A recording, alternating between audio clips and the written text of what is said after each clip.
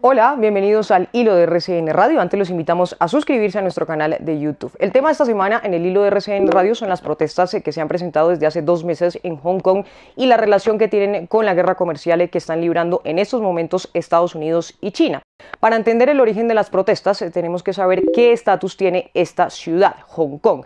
Resulta que desde 1997 fue devuelta a territorio chino, es decir, hace parte de jurisdicción china porque antes era una colonia británica.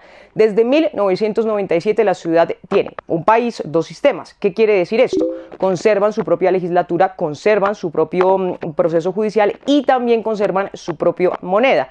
¿Por qué? ¿Cuándo perdió China a Hong Kong? Esto fue en la Guerra del Opio, pasó a manos de Reino Unido y como contamos en 1997 volvió nuevamente a China. ¿Por qué nacen estas protestas? Nacen por la presentación del gobierno local de una polémica ley de extradición que permitía que las personas de Hong Kong fueran extraditadas hacia otros lugares como Macao, también Taiwán y Pekín por algunos delitos. Las protestas empezaron por esta ley presentada por la gobernadora local que se llama Carrie Lam. Cuando las protestas empezaron y decantaron en violencia contra la policía, la misma Carrie Lam decidió quitar la ley y retirarla.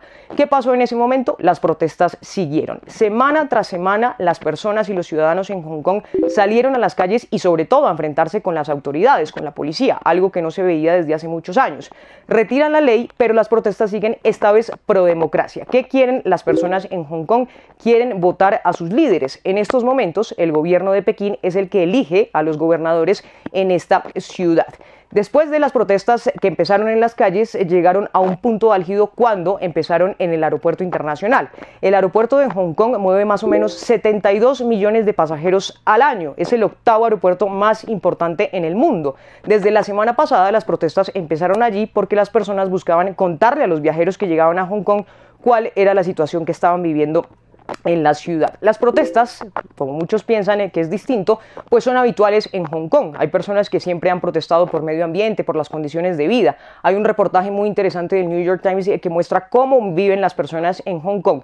Los servicios son bastante caros y, por ejemplo, los pisos o los apartamentos son muy pequeños.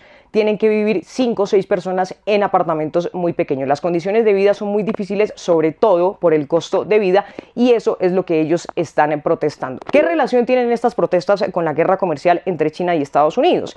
Hemos contado que las protestas son habituales en Hong Kong, pero no la violencia de las protestas. Se han presentado enfrentamientos duros, importantes contra las autoridades. De hecho, la semana pasada 45 personas resultaron heridas por enfrentamientos y una de ellas, una joven, perdió uno de sus ojos por un impacto de pelota de goma de los policías. Algunos analistas, según unas conversaciones que hubo entre la enviada especial de Estados Unidos a Hong Kong y algunos de estas personas que lideran las protestas, pues están diciendo los analistas que tiene una relación con la guerra comercial entre China y Estados Unidos. Estados Unidos estaría inmiscuido en las protestas y estaría apoyando a este tipo de personas que están saliendo a las manifestaciones.